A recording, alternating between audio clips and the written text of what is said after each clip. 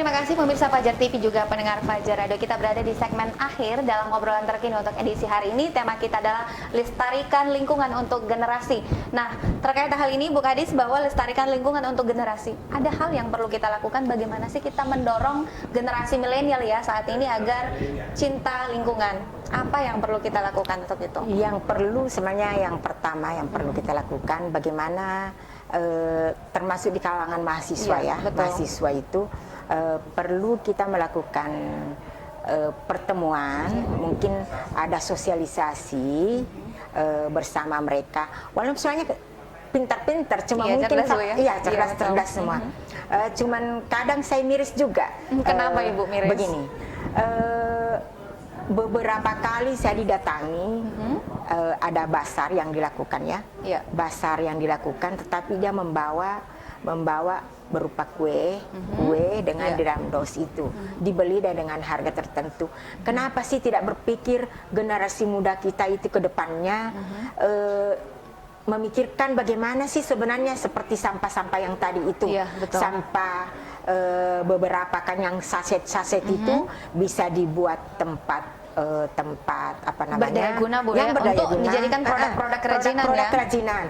Contohnya saya pernah di Jawa itu membeli tempat laptop ya, tempat laptop itu harganya 300.000 saya belikan, tapi saya merasa senang dengan menggunakan itu. Dan itulah barangkali yang perlu kita tanamkan pada diri kita, bahwa jangan selalu mau menggunakan apa namanya, ya bermerek lah, apalah. Justru bagaimana masyarakat, generasi muda ini, kalau sudah ada kepeduliannya untuk membuat seperti tadi itu, ya kita yang membelinya, memberikan dalam support, hal ini, memberikan support. Seperti ATK umpamanya, ATK alat tulis kantor. Kan kadang kita membeli di tempat-tempat itu seperti map-map itu, map-map itu, mungkin ya menggunakan map seperti ini kan robek lagi kan, sekali pakai, buat nanti kalau rusak ya. Kalau map yang terbuat dari daur ulang itu, yang plastik yang sudah terbuang begitu saja, kita buat saja sebagai untuk map, map yang ada resletingnya itu kan, dapat dipakai berulang-ulang. Dapat dipakai berulang-ulang daripada menggunakan kertas. Kertas ini kan berapa sumber daya alam, berapa pohon yang harus ditebang untuk membuat kertas itu. Dan seharusnya hal ini menjadi generasi milenial itu kan cara berpikir atau pola berpikirnya itu kan cepat, mestinya direspon dengan inovasi Bu ya, betul. Inovasi. Jadi kalau basar kan lebih banyak seperti Ibu katakan makanan. Ayo beralihlah ke seperti itu. Saya sering sampai ke rumah pun datang anak-anak sekolah itu dari beberapa ini datang, aduh nak, sayang sekali nak kalau kamu membuat seperti ini. Kadang kan di rumah ada memang seperti bunga-bunga yang dari botol-botol botol-botol mineral ya.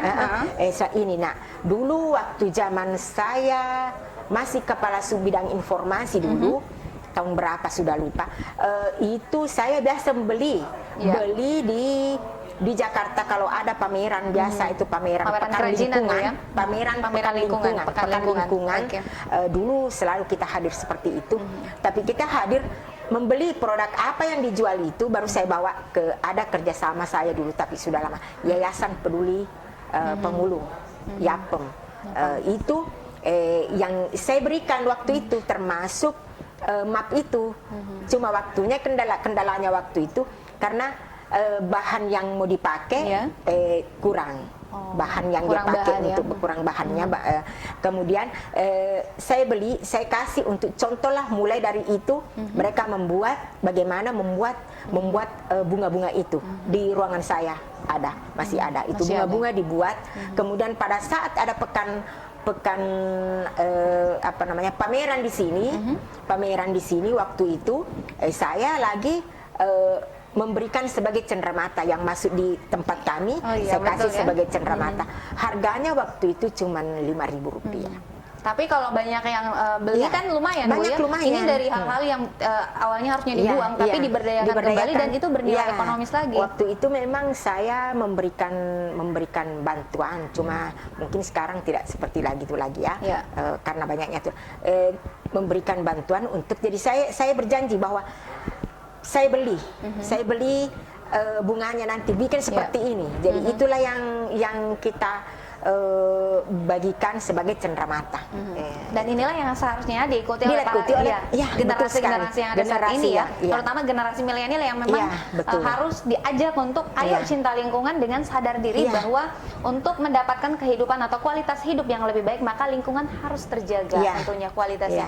Hal yang ingin disampaikan Bu untuk seluruh generasi muda atau seluruh generasi di Sulawesi Selatan terkait dengan pelestarian lingkungan, silahkan Bu. Terima kasih.